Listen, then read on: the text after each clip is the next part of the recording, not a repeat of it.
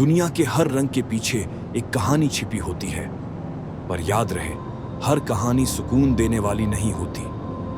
कुछ कहानियां इतनी खौफनाक होती हैं कि वो रूह को अंदर तक झकझोर देती हैं।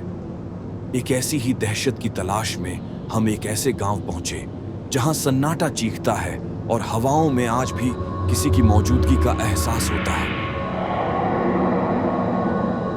गांव की गलियां बिल्कुल वीरान थीं, जैसे इंसानों ने डर के मारे खुद को घरों में कैद कर लिया हो। जब हमने हिम्मत जुटाकर कुछ बुजुर्गों से बात की तो सामने आई गोपाल की रोंगटे खड़े कर देने वाली दास्तान।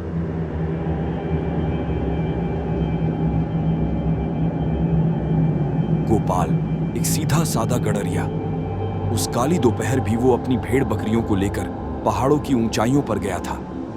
अचानक मौसम ने करवट ली, बादल गरजने लगे और जानवर डर के मारे इधर उधर भागने लगे।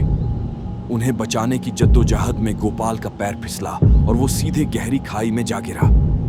उसका सिर एक नुकीले पत्थर से टकराया और मौत ने उसे पल भर में गले लगा लिया। जब गांव वालों को उसकी लाश मिली तो मंजर देखकर कलेजा कांप उठा। शरीर की हड्डियां चूर चूर हो चुकी थीं और उस भयानक टक्कर की वजह से उसका भेजा शरीर से कई फीट दूर जाकर गिरा था। जिस जगह गोपाल का अंतिम संस्कार हुआ, आज वो इस गांव का सबसे मनहूस हिस्सा है। लोग उसे शमशान कहते हैं। बच्चों को वहां जाने से सख्त मनाही है। वहां गोपाल चाचा को जलाया था। यह यहाँ का शमशान है। वहां कोई नहीं जाता। वहां हमें खेलने से मना किया है। कहा जाता है कि इतनी तड़प और दर्दनाक मौत की वजह से गोपाल की रूह को आज भी मुक्ति नहीं मिली है। गांव वालों का मानना है कि जब भी किसी का जानवर खो जाता है तो इस शमशान में जाकर मुर्गे की बलि दी जाती है। गोपाल की रूह से मिन्नतें की जाती हैं और यकीन मानिए, अगले ही दिन खोया हुआ जानवर घर के दरवाजे पर खड़ा मिलता है।